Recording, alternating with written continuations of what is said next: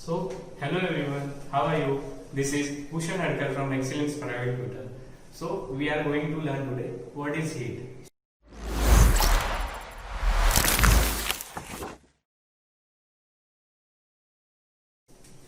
ठीक है, अभी आपका और थोड़ा कंसेप्ट क्लियर होने के लिए मैं आपको एक एग्जांपल बताता हूं, ठीक है? मेरे साथ ही रहना, ध्यान नहीं, ओके? सो मैं दो बॉक्स लेता हूं, मैं दो बॉडी लेता हूं, ये ए बॉडी है, ठीक है, और दूसरा मैं बी बॉडी लेता हूं, ठीक है। ये इसको मैं 70 डिग्री सेल्सियस पे मेंटेन किया हूं, मतलब हीट दे चुका हूं, इसका टेम्परेचर 70 डिग्री सेल्सियस है, इसका 30 डिग्री सेल्सियस है, ठीक है। जैसे कि मैंने आपको बताया था टेम्परेचर का ये मिनिमम मतलब डेफिनेशन क्या था, average kinetic energy of each molecule. अभी ये 70 डिग्री पे, मतलब इसका हर एक मॉलिक्यूल 70 डिग्री है, बराबर, मतलब काइनेटिक एनर्जी इन शॉर्ट इस पे ज्यादा है, टेम्परेचर ज्यादा है बोला तो मतलब इसमें जो टेम्परेचर है, मतलब मॉलिक्यूल्स है वो ज्यादा वाइब्रेट कर रहे हैं कंपैरेटिवली 30 डिग्री वाले है, तो 30 डिग्री वाले कम वाइब्रेट कर रहे हैं, राइट। थोड़ा मैं आपको और बड़ा बना देता हूँ, ठीक है। तो अगर ये मैं एक मॉलिक्यूल कंसीडर करूंगा तो ये मॉलिक्यूल ज्यादा वाइब्रेट हो रहे हैं कंपैरेटिवली तो 30 डिग्री वाले से, और 30 वाला मॉलिक्यूल है वो कम वाइब्रेट हो रहे हैं, राइट, बिकॉज उसका टेम्परेचर कम है। According to the our definition average kinetic energy of each molecule is defined as a temperature, right. So जब भी मैं क्या करता हूँ, अभी मैं एक केस कंसीडर करता हूँ, इनिशियली मैंने उसको ऐसे रखा था, तो ये अपने हिसाब से वाइब्रेट हो रहा है, ये अपने हिसाब से वाइब्रेट हो रहा है, क्योंकि इसका टेम्परेचर 70 डिग्री सेल्सियस है, इसका टेम्परेचर 30 डिग्री सेल्सियस है, राइट। अभी मैं क्या करता हूँ, अभी मैं इन दोनों को पास में लाके चिपका देता हूँ, मतलब इन शॉर्ट इनको जोड़ देता हूँ। I join this too, okay. इनको जब भी मैं ऐसे जोड़ देता हूं ना, तभी क्या होता है, ये पार्टिकल है वो ज्यादा काइनेटिक एनर्जी से वाइब्रेट हो रहा है, और ये जो मॉलिक्यूल्स है इसमें ये कम काइनेटिक एनर्जी से वाइब्रेट हो रहा है, राइट। तो मुझे बताओ कि अब अगर ये इसको चिपक जाएगा या इसके कांटेक्ट में आ जाएगा तो क्या होगा, ये अपनी एनर्जी इसको ट्रांसफर कर देगा। इन शॉर्ट ये मॉलिक्यूल है, ये अगर ऐसे वाइब्रेट हो रहा है, इस पे ये आ गया तो ये क्या करेगा, एक एनर्जी ट्रांसफर करेगा, मतलब उसकी काइनेटिक एनर्जी वो इसको देगा। तो मतलब क्या होगा, ये 70 डिग्री पे है तो ये भी 70 डिग्री पे हो जाएगा at a certain period of time, after a certain period of time. तो ये क्या हो रहा है, इधर ट्रांसफर ऑफ एनर्जी हो रहा है। ये केस में 30 70 को नहीं देगा, 70 वाला अपनी एनर्जी 30 को देगा। तो ये केस में क्या हो रहा है, ये केस में एनर्जी ट्रांसफर हो रहा है। In this case what is happening कि energy transfer is taking place, okay. जब मैं बोलता हूं कि एनर्जी ट्रांसफर जब मैं बोलता हूं कि एनर्जी ट्रांसफर हो रहा है, तो एनर्जी ट्रांसफर किससे किसको हो रहा है, 70 डिग्री से 30 डिग्री वाले पे ट्रांसफर हो रहा है, राइट। सो इधर से मुझे पता चलता है, here comes the definition, heat is transferred from, heat is you can say always transferred from, heat is always transferred from higher temperature body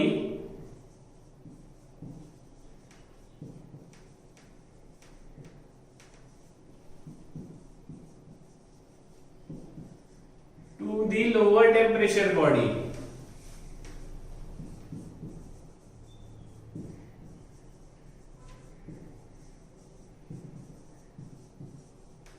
okay, so इधर से मुझे पता चल गया मेरी हीट कभी ट्रांसफर होगी, हीट कभी फ्लो होगी, when there is a temperature difference. Temperature difference मतलब क्या, एक हायर होना चाहिए दूसरा लोअर होना चाहिए। जब ये सिनेरियो हो जाएगा तब मेरी हीट ट्रांसफर होगी। और इधर से comes with the definition of heat transfer, heat transfer is only possible when there is a transfer, when there is a only temperature difference, मतलब जब भी टेम्परेचर डिफरेंस होगा तभी हीट ट्रांसफर पॉसिबल है, नहीं तो हीट ट्रांसफर पॉसिबल नहीं है।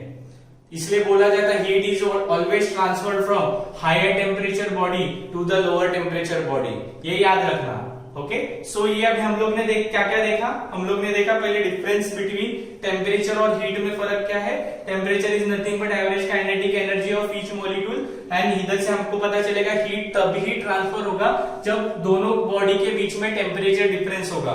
जब टेम्परेचर डिफरेंस होगा तभी हीट ट्रांसफर पॉसिबल है, unless and until no heat will be transferred. So अभी हम लोग है ना न्यू टॉपिक के ऊपर जाते हैं, दैट इज थर्मोमेट्री। सो कोई बता सकता है क्या what is thermometry? Comment section में आप ड्रॉप मतलब उधर पोस्ट करो अगर आपको पता रहेगा व्हाट इज थर्मोमेट्री। ओके, वैसे मैं आपको बता ही दूंगा, लोड लेने की जरूरत नहीं है। So I will write down what is thermometry. What is thermometry? क्या आप इसके नाम से बता सकते हो क्या what is thermometry? Okay, so मैं इसका मतलब नाम देख के ही बता सकता हूं।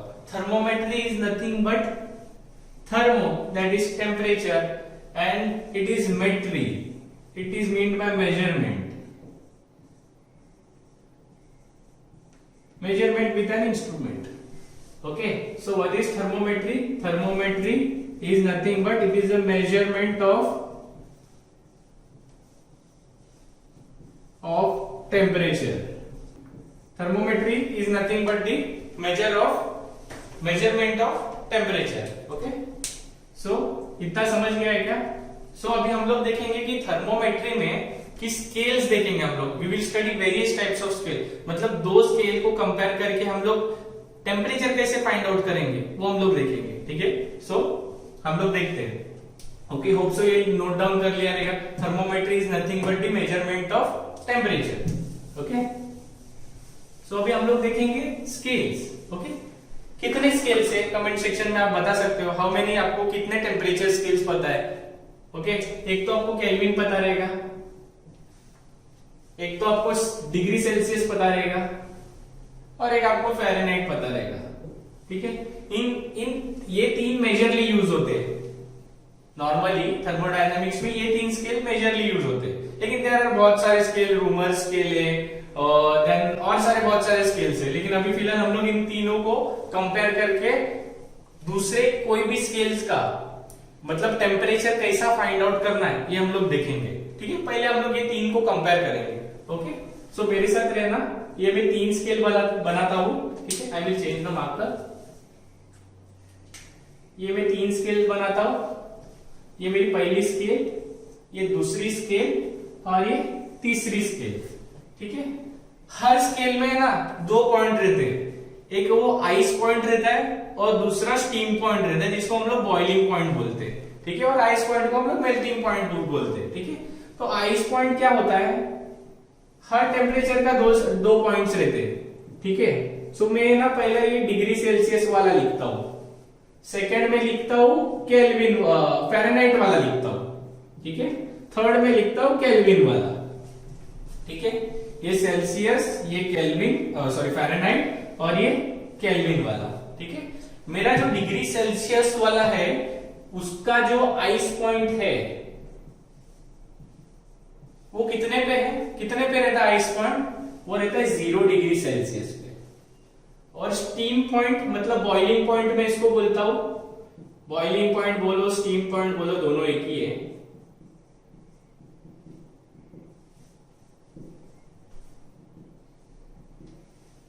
वो रहता है 100 डिग्री सेल्सियस पे।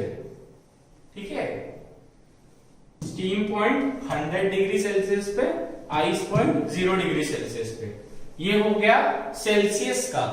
अगर वही हम लोग फ़ारेनहाइट के लिए जाते हैं तो जब हम फ़ारेनहाइट में जाते हैं तो उसका जो आइस पॉइंट है वो 32 फ़ारेनहाइट पे होता है, और उसका जो स्टीम पॉइंट है, जो बॉइलिंग पॉइंट है, वो 212 फ़ारेनहाइट पे होता है। ओके, ये समझा दो सेल्सियस का और फ़ारेनहाइट का।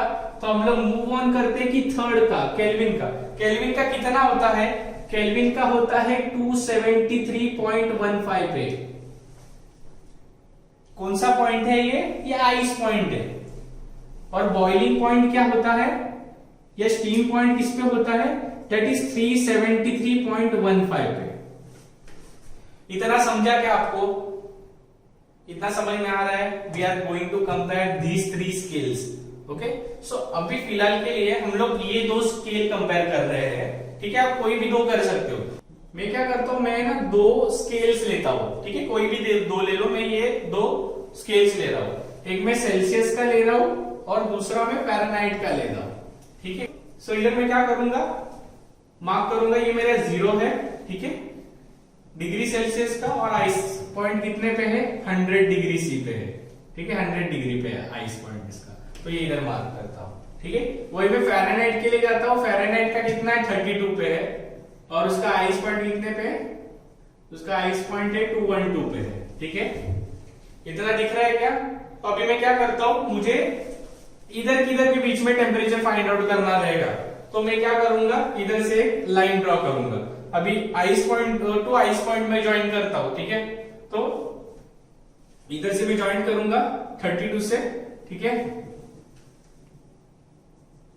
32 से मैं ज्वाइन करूंगा, 32 से ज्वाइन करके किधर करूंगा, मैं इधर तक ज्वाइन करूंगा, ठीक है, ये मैंने ज्वाइन कर दिया।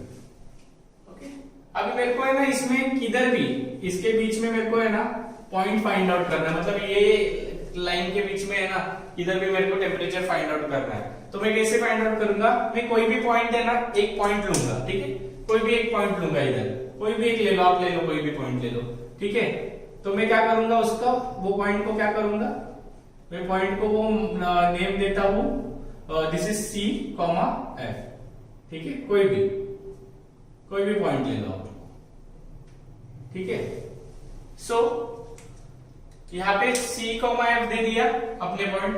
तो अभी क्या लग रहा है आपको, मतलब ये क्या है, ग्राफ बना दिया, अपने को रीडिंग चाहिए, तो ये ऐसे थोड़ी लिखा है, ठीक है। तो अभी ये क्या करूंगा, मैं इसको है ना, आपको दिखेगा कि ये दो ट्रायंगल है वो सिमिलर ट्रायंगल दिख रहे हैं आपको, ये एक और ये एक, ठीक है, ये बड़ा वाला और ये छोटा वाला, ठीक है।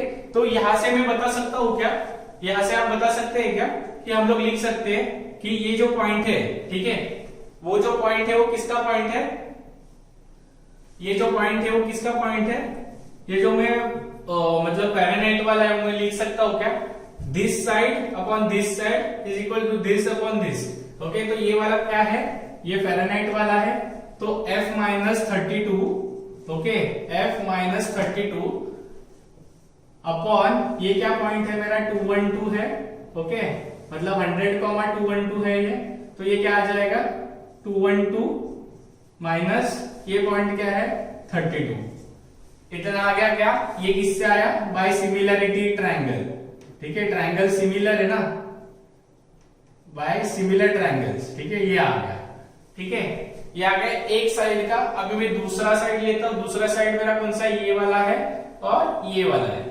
ठीक है। तो ये वाला क्या आ जाएगा मेरा, which is equal to C minus 0, okay, upon 100 minus 0, ठीक है, इतना समझा क्या, C माइनस 0 अपॉन 100 माइनस 0। तो अभी मैं क्या बोल सकता हूं, इसको मैं और सिंप्लीफाई कर सकता हूं क्या, F माइनस 32 अपॉन ये 0, ये 21 माइनस 3 18 और ये C अपॉन 100, ठीक है। सो ये क्या आ गया, ये मेरे को एक एक्सप्रेशन आ गया, या बोल दो कि इक्वेशन आ गया। तो अगर आपको क्वेश्चन में फ़ारेनहाइट की वैल्यू दी गई है, फ़ारेनहाइट की वैल्यू दी गई है, तो आप इजीली डिग्री सेल्सियस की वैल्यू फाइंड आउट कर सकते हो, ओके। ये और सिंप्लीफाई हो सकता है आप इसको डिवाइड करके, लेकिन इतना रखेंगे तो बेटर हो जाएगा, ठीक है। सो अगर एक अननोन है और दूसरा हम लोग को गिवन है, तो इजीली हम लोग फाइंड कर सकते हैं। अभी ये दो में स्केल कंपेयर किया, अभी तीसरा स्केल भी कंपेयर करने जाओ तो कैसा आएगा, आपको ग्राफ बनाने की जरूरत नहीं है, ये ग्राफ मैंने आपके अंडरस्टैंडिंग के लिए बनाया। तो you can directly if you know the ice point and steam point, अगर आपको ice point and steam point पता है तो you can easily right by the formula. अगर ये मेरा F है तो मतलब वो क्या है मेरा, मैं क्या बोलता हूं, वो मेरा रीडिंग है, ठीक है। अगर मैं F है तो वो मेरा क्या है, वो मेरा रीडिंग है, ठीक है, वो मेरा क्या है, रीडिंग है, ठीक है। माइनस 32 क्या है मेरा, 32 क्या है मेरा, 32 मेरा क्या है, 32 मेरा क्या है, आइस पॉइंट है, ठीक है, आइस पॉइंट है मेरा, अपॉन 212 क्या है रे मेरा? 212 मेरा क्या है? स्टीम पॉइंट है, स्टीम पॉइंट। माइनस फिर से 32 क्या है मेरा? 32 is nothing but the ice point. ठीक है, तो इधर से मैं आपको बता सकता हूं कि इज इक्वल टू ये कांस्टेंट रहेगा। ठीक है, दिस इज कांस्टेंट। तो अगर मुझे कोई भी दो स्केल दी गई है, उसका मुझे रीडिंग फाइंड आउट करना है, एक का वैल्यू नोन है तो मैं दूसरे का ऑटोमेटिकली फाइंड आउट कर सकता हूं। मुझे ग्राफ बनाने की भी जरूरत नहीं है। अगर दोनों स्केल का आपको आइस पॉइंट भी पता है और स्टीम पॉइंट भी पता है, तो मेरे पास फॉर्मूला है, जो रीडिंग है minus ice point upon steam point minus ice point is equal to constant. आ जाओ तीनों स्केल का कर लेते हैं। एक बार फिर से फॉर्मूला देख लो, reading minus ice point upon steam point minus ice point is equal to constant. Degree Celsius का ले लो, what is reading? C minus ice point किस पे है? 0 पे है। स्टीम पॉइंट किस पे है? 100 पे है। आइस पॉइंट किस पे है? 0 पे है। इज इक्वल टू फ़ारेनहाइट का ले लो। फ़ारेनहाइट की रीडिंग चाहिए मेरे को, ये इधर किधर भी, तो मैं F ले लेता हूं, समझो इधर की वैल्यू। आइस पॉइंट क्या है? 32 है। स्टीम पॉइंट क्या है? 212 है। और फिर आइस पॉइंट क्या है? फिर से 32 है। फिर इक्वल टू लेता हूं, इधर चाहिए रीडिंग, K लेता हूं, माइनस आइस पॉइंट क्या है? 273.15 अपॉन ये क्या है? Ice steam point that is 373.15 minus फिर से 273.15। ठीक है, तो ये इतना आपको पता चल गया। तो मतलब कोई भी दो स्केल दी रहेंगी, तो कोई भी दो स्केल दिया रहेगा तो easily you can find out the temperature. Okay, so ये कैसे फाइंड आउट करेंगे? रीडिंग जो फाइंड आउट करने का या फिर गिवन है minus ice point upon steam point minus ice point is equal to दूसरे स्केल का ले लेना जो भी दिया रहेगा क्वेश्चन में। हम लोग एग्जांपल्स ट्राई करेंगे अभी, तो उससे आपको क्लियर आउट आइडिया हो जाएगा कि हम लोग क्या करना चाहते हैं। ओके, सो बेसिकली ये इतना है, तो हम लोग ये कंटिन्यू कर देंगे। ठीक है, ये नोट कर लो, ये बहुत इंपॉर्टेंट है। ये ग्राफ एक बार आपको समझ जाएगा ना, तो एक फॉर्मूला आप याद कर लेना, तो आपको कोई प्रॉब्लम ही नहीं आएगा। Easily you can score marks, easily numerical solve हो जाएगा। ये और सिंप्लीफाई हो जाएगा। ये क्या हो जाएगा? C minus 100 is equal to F minus 32 upon 180 is equal to C minus 273 K minus 273.15 upon 373 ये 100। ये आया एक्सप्रेशन, ये याद रखो, कोई भी हो जाएगा। अभी मैंने ये क्यों सिखाया, इसका इंपॉर्टेंस क्या है? बिकॉज अभी तो ये आप रट्टा मार लोगे, F माइनस 32 ये सब कुछ। अगर एग्जाम में समझो कोई थर्ड स्केल आया, फोर्थ स्केल आया, तो आप कैसे कैलकुलेट करोगे? उसके लिए आपको फॉर्मूला होना इंपॉर्टेंट है ना। तो अगर ये फॉर्मूला आपने याद कर लिया, तो इजीली वैल्यूज दिए रहेंगे उसका आइस पॉइंट और स्टीम पॉइंट, और आपको वैल्यूज फाइंड आउट करने बोला रहेगा, तो easily you can substitute. Okay, so ये नोट कर लो। ये तीनों स्केल का हम लोग ने कंपैरिजन बता दिया। अभी कोई भी आपको एक थर्ड स्केल मिला, तो उसका भी आप इजीली कैलकुलेट कर सकते हो। ओके